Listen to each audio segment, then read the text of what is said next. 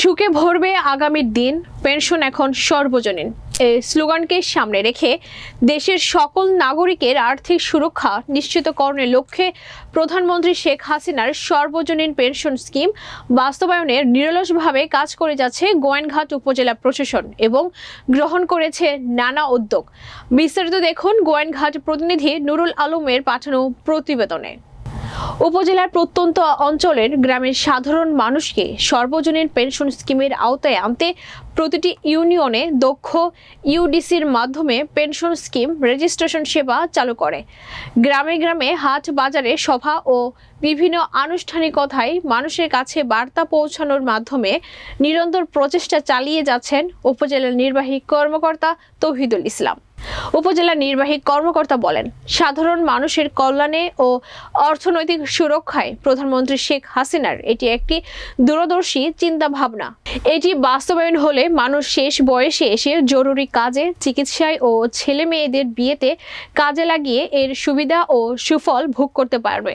সোমবার বিকেলে উপজেলার ৬ নং ফতেপুর ইউনিয়নে নির্বাহী কর্মকর্তার পরামর্শ ও উপস্থিতিতে যুব উদ্যোক্তাদের উদ্যোগে মেগা ক্যাম্পিং এর মাধ্যমে ৪০ জন সর্বজনীন পেনশন স্কিমের রেজিস্ট্রেশন কার্যক্রম সম্পন্ন করেন। এ সময় যারা সর্বজনীন পেনশন স্কিম রেজিস্ট্রেশন সম্পন্ন করে তাদেরকে উপজেলা নির্বাহী কর্মকর্তা ফুল দিয়ে শুভেচ্ছা জানান।